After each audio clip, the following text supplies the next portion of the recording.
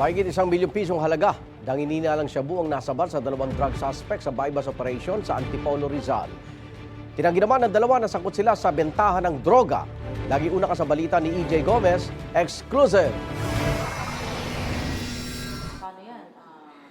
Arestado ang dalawang lalaking ito sa Antipolo City dahil umano sa pagtutulak ng iligal na droga.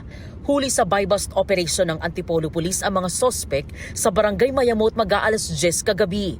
Ayon sa pulisya, isa sa dalawang sospek ang itinuturing na high-value individual na matagal nang minomonitor dahil sa droga.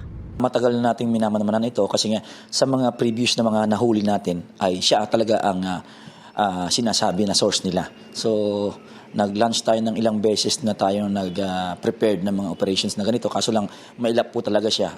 Nakumpiska sa mga sospek ang 8 pakete ng hinihinalang shabu na may timbang na humigit kumulang 180 grams. Nagkakahalagang mga ito ng mahigit 1.2 million pesos.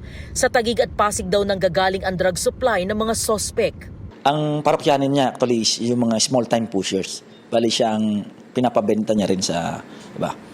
Na-recover din mula sa mga sospek ang isang 40 caliber pistol at 5 bala. Ang paratang, itinanggi ng mga sospek na sina alias Ray, 41 anyos at alias J, 52 anyos. Hindi po totoo. Malaking tao po ako sa droga. Hindi po sa amin yun.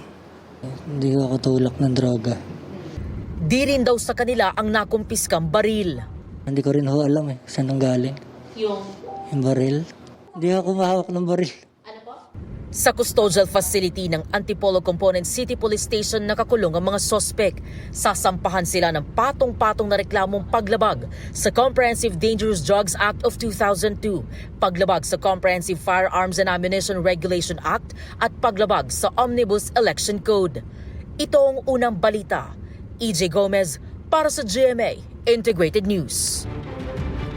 Igan, mauna ka sa mga balita, mag-subscribe na sa GMA Integrated News sa YouTube para sa iba't ibang ulat sa ating bansa.